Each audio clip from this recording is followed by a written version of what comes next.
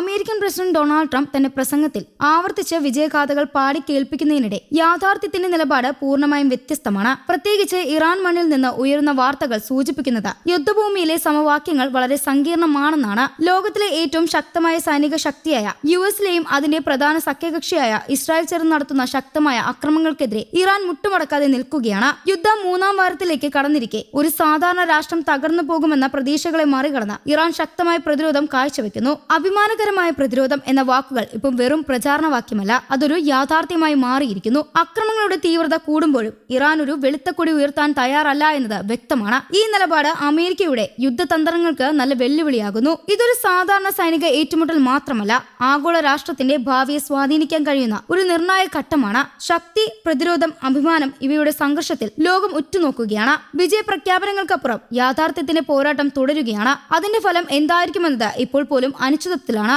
ഫെബ്രുവരി 28 തുടങ്ങിയ സംയുക്ത ആക്രമണത്തിലൂടെ ഇറാന്റെ ഉന്നത നേതൃത്വത്തെ ഇല്ലാതാക്കിയ രാജ്യം പിടിച്ചെടുക്കാമെന്ന അമേരിക്കൻ മോഹം പാളിയിരിക്കുകയാണ്. പരമോന്നത നേതാവ് അലി ഖമേനി ഉൾപ്പെടെയുള്ളവർ കൊല്ലപ്പെട്ടിട്ടും ഇറാനിയൻ ഭരണകൂടം തകർന്നില്ല എന്ന് മാത്രമല്ല, പുത്തൻ ഊർജ്ജത്തോടെ തിരിച്ചടിക്കുകയും ചെയ്തു. മുസ്തഫ ഖമേനിയുടെ നേതൃത്വത്തിൽ ഇറാൻ കൂടുതൽ കരുത്തേറ്റ് പ്രതിരോധം തീർക്കുകയാണ്. ട്രംപിന്റെ കണക്കുകൂട്ടലുകൾ തെറ്റിച്ചു. നേതാക്കളെ വധിച്ചാൽ രാജ്യം തകരുമെന്ന ഇസ്രായേൽ തന്ത്രം ഇവിടെ ഫലിച്ചില്ല. ഇറാനിലെ ജനങ്ങൾ തെരുവിലിറങ്ങി ഭരണകൂടത്തെ അട്ടിമറിക്കുമെന്ന് കരുതിയവർക്ക് തെറ്റി. പകരം വിദേശാധിപത്യത്തിനെതിരെ രാജ്യം ഒന്നടങ്കം അണിനിരക്കുന്ന കാഴ്ചയാണ് കാണുന്നത്. ഭരണമാറ്റം എന്ന അമേരിക്കൻ ലക്ഷ്യം വെറും പാഴ്വാക്കായും അവശേഷിക്കുന്നു. സൈനിക മേധാവിത്വമുണ്ടെന്ന് അഹങ്കരിക്കുന്ന അമേരിക്കയും ഇസ്രായേലും ഇറാന്റെ മിസൈൽ കരുത്തിനെ തളയ്ക്കാനായിട്ടില്ല.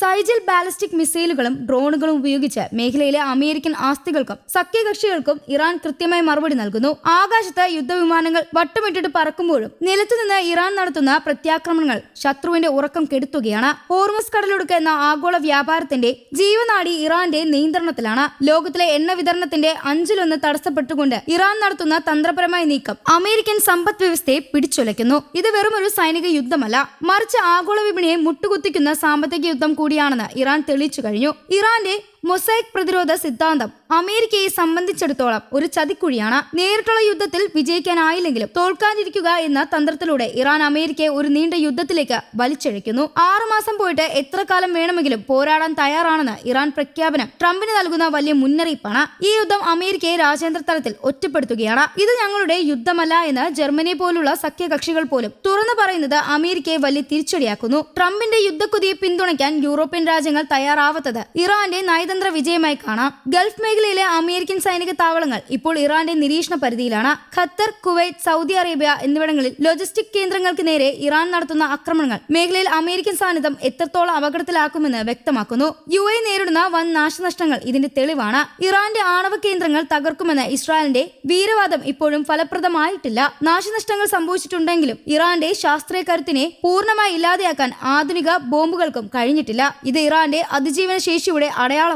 യമനിലെ ഹൂതികളെ പോലെയുള്ള ഇറാനിയൻ പ്രോക്സികൾ കൂടി യുദ്ധത്തിൽ സജീവമാകുന്നതോടെ ബാബ് എൽ മൻഡ് കടലൊടുക്കം അപകടത്തിലാകും. ഇത് ലോക വ്യാപാരത്തെ പൂർണ്ണമായും സ്തംഭിപ്പിക്കും.